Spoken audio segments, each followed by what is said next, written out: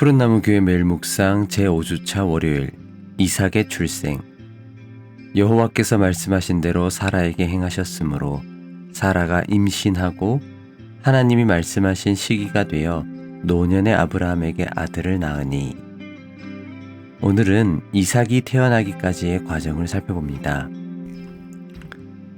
창세기 12장 4절을 보면 아브라함이 소명을 받고 나서 말씀을 따라 하란을 떠나긴 했는데 그때 그의 나이가 75세였다고 합니다. 그리고 17장 17절에는 아브라함이 100세였을 때 사라가 90세였다고 하니 그러면 아브라함이 하란을 떠났을 때 65세였을 것입니다. 그러면 그때까지 자식이 없었다면 앞으로도 없을 가능성이 크지요.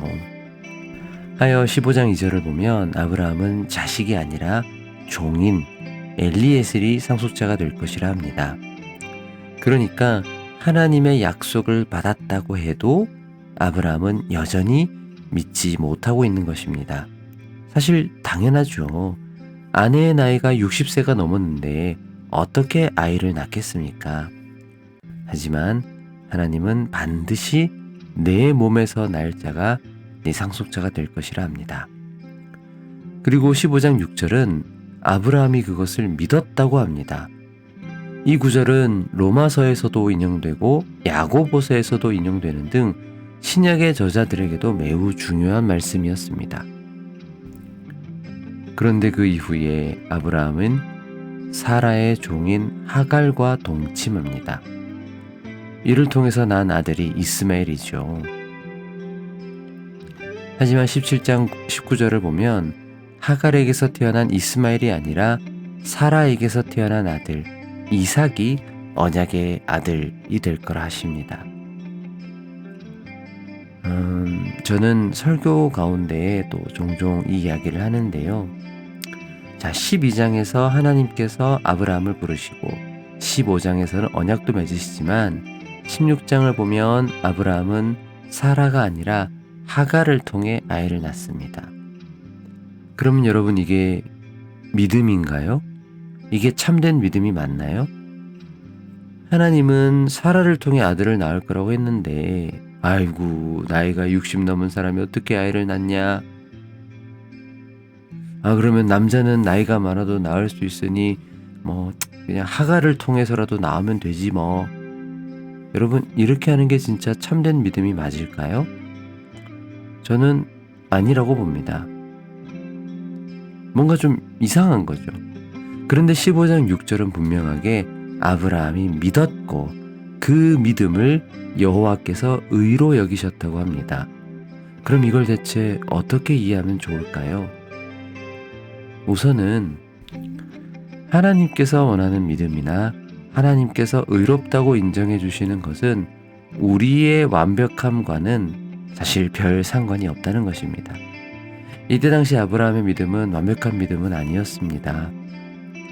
애굽에 가서는 사라를 누이라고 속이기도 하고 하갈을 통해 이스마엘을 낳기도 하는 등 이게 완전한 믿음이라고 말하기는 어렵습니다.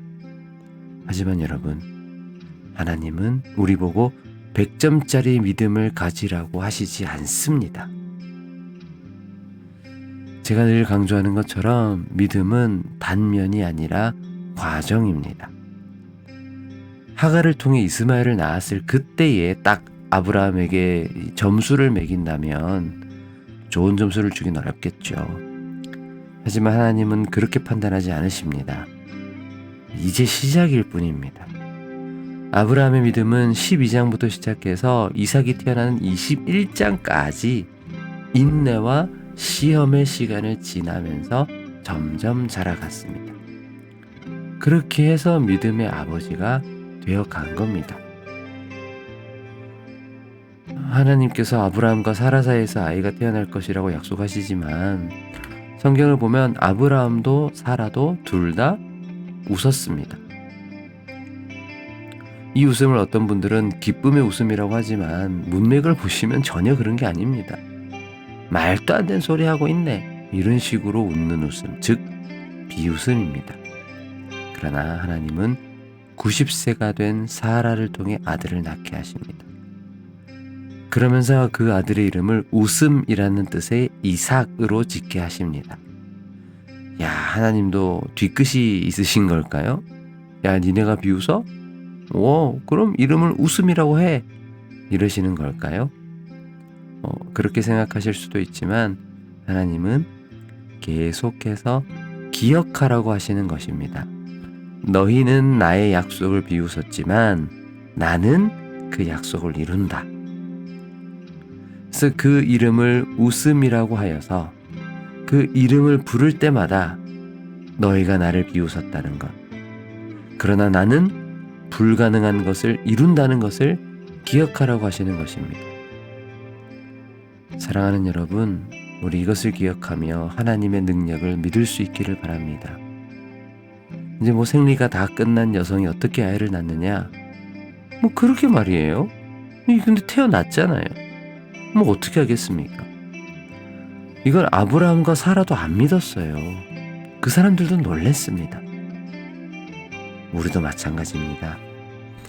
여러분, 우리는 이것이 현실이 되기 전까지는 우리도 못 믿습니다.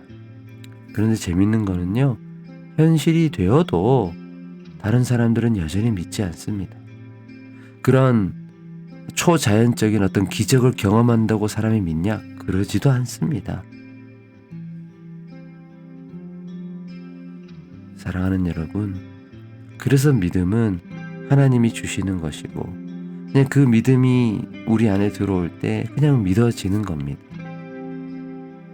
바라기는 이 믿음이, 그리고 이 믿음의 열매가 우리에게 있기를 바랍니다. 우리 이것을 바라면서 우리 함께 기도하겠습니다.